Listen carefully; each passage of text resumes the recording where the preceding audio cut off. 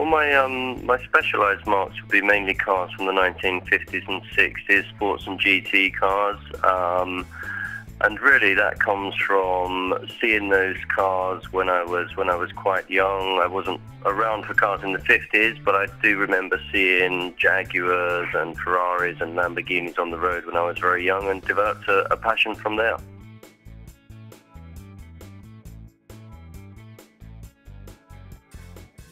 I think the most memorable car I've sold at auction has to be the McLaren F1, which we consigned quite late to the London auction in 2008.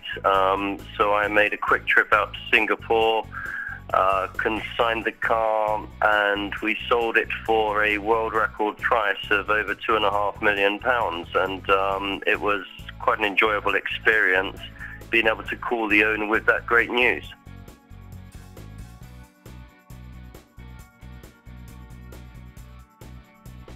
I've always kept myself busy in the collector's car hobby, really as a sort of weekend driver. I've used my E-Type Jaguar that I've owned for over 23 years as a daily driver.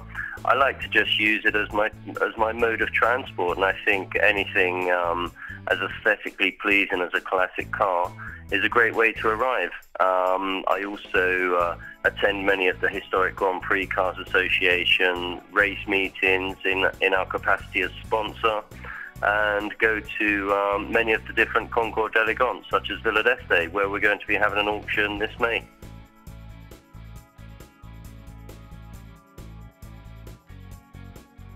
I would predict for this year that we won't see any great changes. I think cars have proven to be extremely resilient through the recent recession.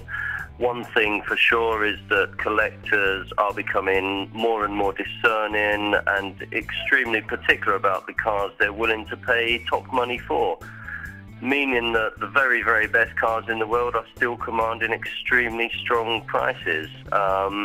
And I think everything else should keep up with those prices as well. All around, the hobby's growing dramatically and extremely well serviced. So I see no reason for there to be any negative change, for sure.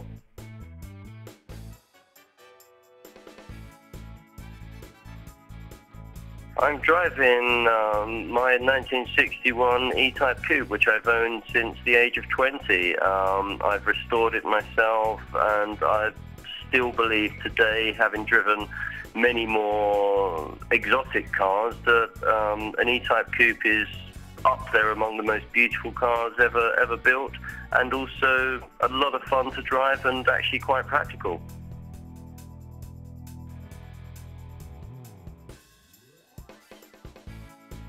I would advise new collectors really to follow their heart wherever possible, to get into cars because they love them, and don't just look at the financial aspects.